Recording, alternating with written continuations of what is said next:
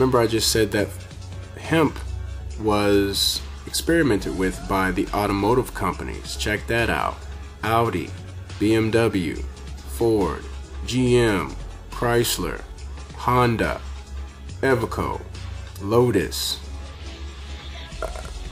Mercedes, Mitsubishi, Porsche, Saturn, Volkswagen, Volvo. I mean, this is what they don't want you to see, folks. This is a plastic interior for your car door. That's a glove box. Check that out. Made of hemp. A plastic column for the automotive. A sink in your bathroom made solely out of hemp. This is what they don't want you to see. That is not what they want you to see, people.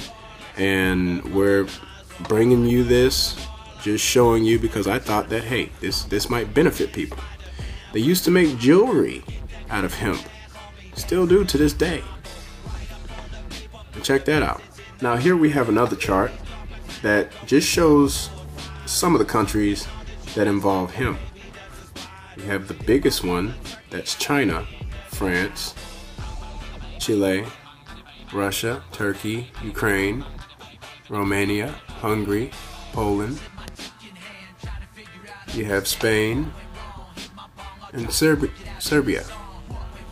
That's obviously what they don't want you to know about hemp, that it has over 5,000 industrial uses, and it can shut down a lot of people. Now, a lot of jobs. Now also, if marijuana was legal, you would basically shut down most jobs that have to do with law enforcement. Because of the war on drugs, it props up the fact that they're putting drugs out into the market to replace marijuana completely. There are many, many police officers, however, who believe that it ought to be legalized, regulated, and controlled. They see the hypocrisy between our existing laws relating to alcohol and marijuana in their day-to-day life, shift after shift after shift, and they get it. But they don't want to lose their jobs. They don't want to lose that promotion to sergeant or the assignment to detectives. They want to be a chief someday, and they don't want to piss off the people in power. Judges, lawyers, prosecutors, defense lawyers, prison guards, there's all of those people in the criminal justice industry. Are their interests being protected? Well, in a sense, yes, they are. Defense bar, similarly, we make money. The more things they prohibit, the more money we make. Sorry I'm late, Kent. I was delayed in court. And these are harder drugs. These are drugs that don't even stay in your body very long. You know, with weed, you're probably gonna have that in your body for anywhere up to a month, 28 days, depending on how much you smoke. But even with cocaine, it probably won't stay in your body for more than like 3 days. So that's incentivizing younger children that, hey, if they want to get a drug test, they might want to smoke cocaine. You know? Also, with another thing with the war on drugs, it started making more and more money with the fact that now they wanted to test more and more people for drugs. I mean, the government spends millions upon millions of dollars to go after petty, victimless crime like smoking weed, which is ridiculous. But you don't even feel like going after someone that's doing a harder drug like cocaine or heroin. Also, another thing I wanted to point out here, that did you know gas can be made from hemp oil? It says right here, get a little closer. It says Ralph Diesel designed his engine to run on hemp oil. It makes fuel. You can make biodiesel out of it. Hemp is an excellent source for biofuel. When you grow hemp for fuel, every crop unleashes a huge amount of oxygen into the environment. And in fact, the same amount of oxygen that you lose when you burn it off, you gain back. So it's a closed cycle, ending the greenhouse effect.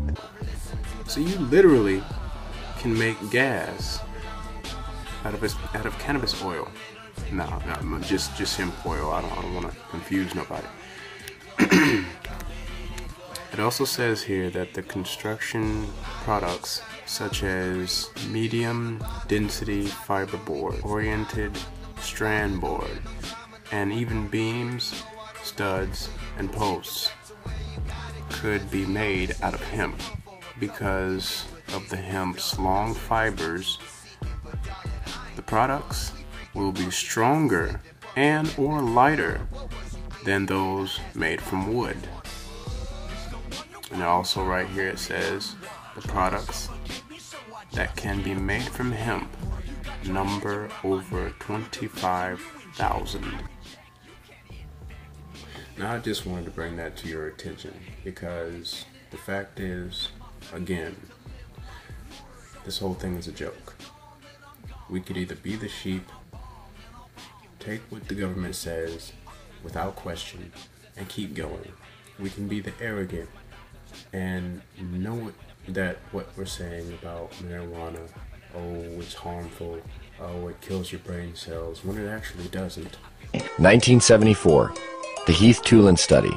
Ronald Reagan announces, the most reliable scientific sources say permanent brain damage is one of the inevitable results of the use of marijuana.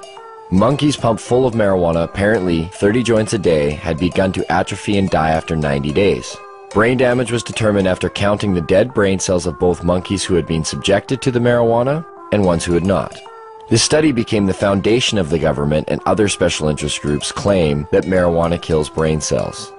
Here's what they didn't tell you. After 6 years of requests, how the study was conducted was finally revealed. Instead of administering 30 joints a day for 1 year, Dr. Heath used a method of pumping 63 Colombian-strength joints through a gas mask within 5 minutes over 3 months. They suffocated the monkeys.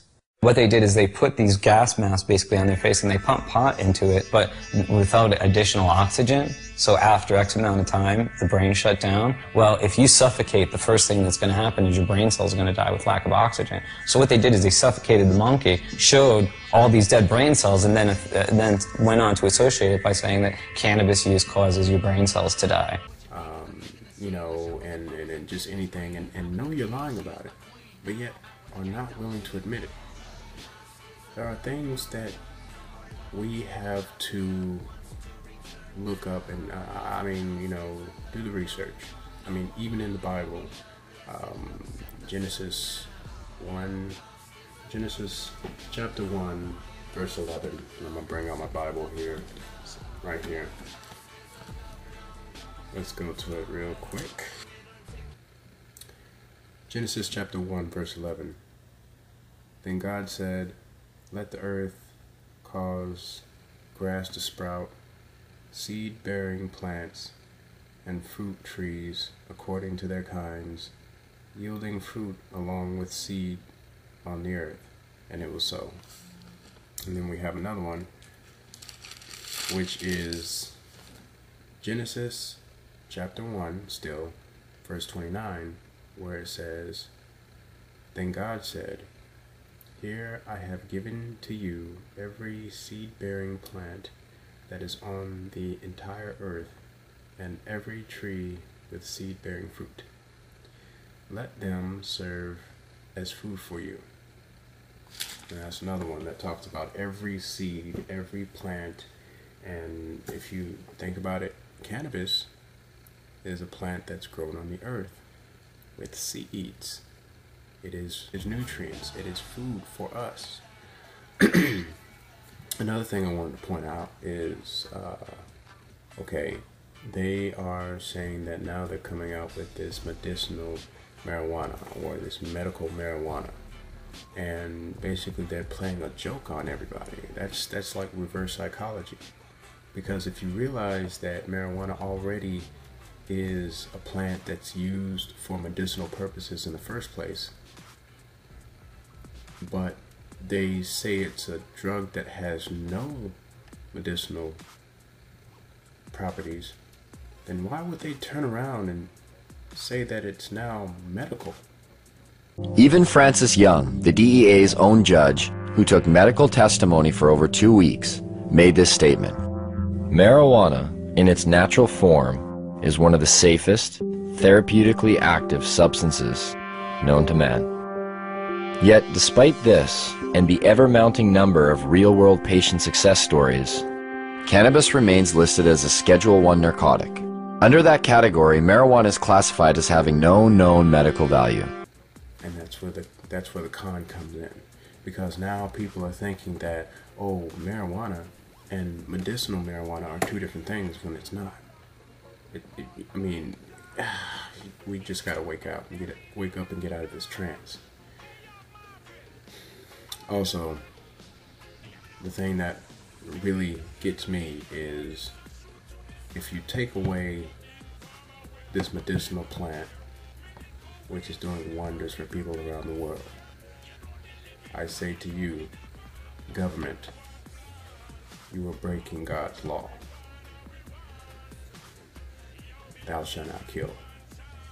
And the reason I say that is, if you know it has medicinal purposes, and you know it's doing good for the life of the people who have these diseases and illnesses, and have cancer that can be cured, you are breaking God's commandment, thou shalt not kill, because you are taking that medicine that a person needs away from them. So you are indirectly killing them if they die without the medicine they need. The same thing that if they were to die without getting some type of treatment or some type of surgery that they badly need, if you refuse to give them that medication, you have indirectly killed them. And that's breaking God's law. So I just want to bring this to your attention. Thanks for watching. This is Keith, Nation of Truth.